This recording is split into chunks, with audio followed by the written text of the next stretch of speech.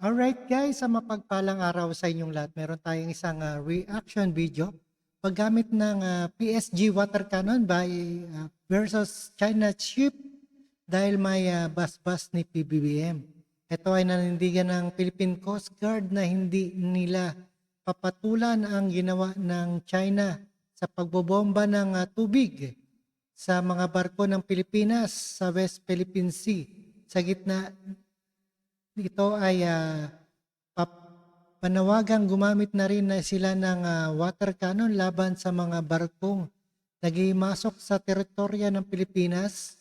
At panoorin po natin dito kay Senator Tolentino, guys. Alright, no other further ado, let's watch. We leave that to the President kung ano yung tamang gawin. And we trust that he will do the proper actions.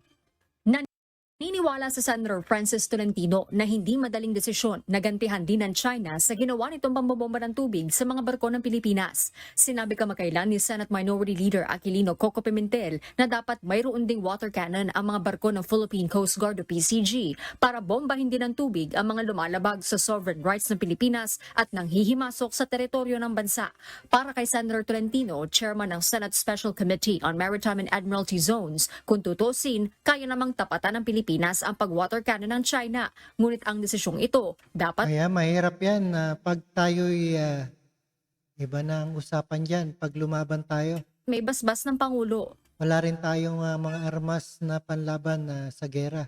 If we're going to pivot to something that drastic, siguro dapat may presidential approval din yan para na sa ganun alam natin din yung diplomatic responses, alam din natin yung other consequences. Sa China, ano yan state action na yan may approval na yan ng Southern Theater Command, may approval na yan hanggang sa pinakamataas nilang Politburo.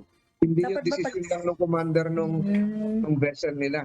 Humanitarian yung Alright, sana sa atin din may approval na gumamit ng water cannon. Pero hindi natin alam kung anong mangyayari sa ating bansa. Hindi naman para makipag-away. Dagdag ng mambabatas, sakaling tapatan ito ng Pilipinas, posible anyang hindi na lang water cannon ang gamitin ng China. They might escalate into something heightened, elevated to something greater than water cannon.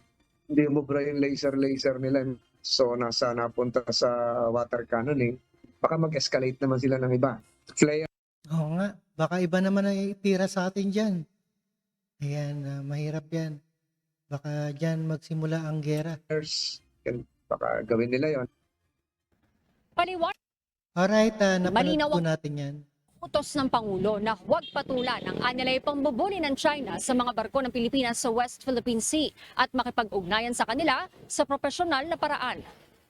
Ayon kay National Task Force for the West Philippine Sea spokesperson Commodore J. Tariela, standard na may water cannon equipment ang PCG vessels.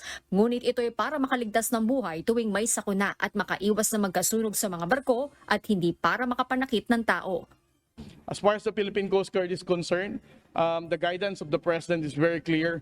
We should not be provoked of all those bullying activities of China. We're still going to deal with them professionally. And if we're going to use our water cannon, ano na lang ang difference natin sa kanila, no? Sa ngayon, naninindigan ng PCG na hindi sila magpapaapekto sa panggigipit ng China at mananatili ito maliban na lamang kung magkaroon ng pagbabago sa direktiba ng task force sa pagsasagawa ng mga operasyon sa West Philippine Sea. Harleen Delgado. Alright, napanood po natin na napakinggan ano kaya mangyayari.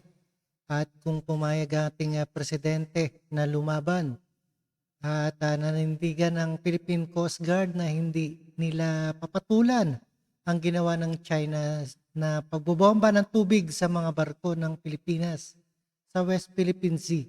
At ito ay isang pangyayari sa gitna ng panawagan na gumamit na rin sila ng water cannon laban sa mga barkong nagimasok sa teritoryo ng Pilipinas. At ito ay may pahintulot ni President Bongbong Marcos kung papayagan. At maraming salamat sa panonood at pakikinig dito kay Road Trip. Ayan, thank you so much. Ang ating bagong reaction video. Ayan, Road Trip Rob Trip Reacts. At maraming salamat guys and see you the next one and peace out.